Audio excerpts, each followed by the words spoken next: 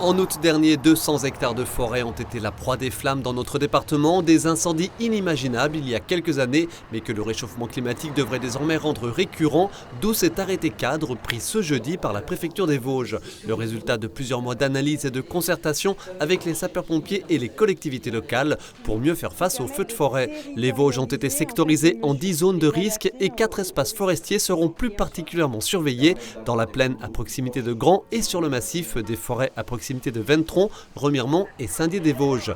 L'autre pilier de cette lutte, c'est la prévention.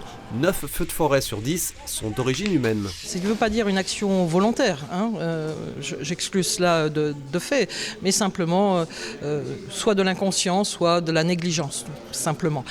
Et donc il est important vraiment de sensibiliser chacun, de faire de la prévention.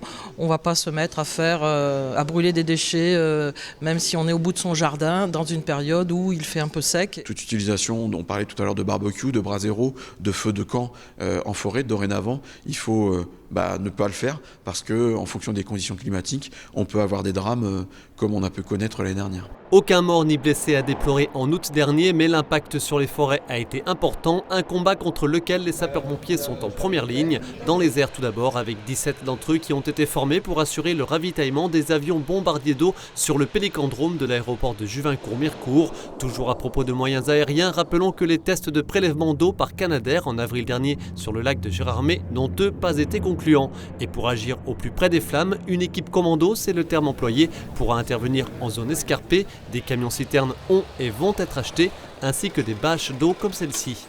Aujourd'hui, nous avons une dizaine de bâches qui nous permet d'avoir des points d'eau artificiels au plus proche des lieux des sinistres. Et demain, nous allons passer avec 14 bâches supplémentaires pour arriver à un total de 25-30 sur le territoire départemental. Dans ce nouveau combat, 2 autres éléments de protection et de prévention des populations auront leur importance. Le dispositif d'alerte sur les téléphones portables et surtout la météo des feux de forêt qui, pour chaque zone, déterminera le risque par un code couleur. Une météo des feux de forêt dont la publication quotidienne devrait débuter au cours des prochaines semaines.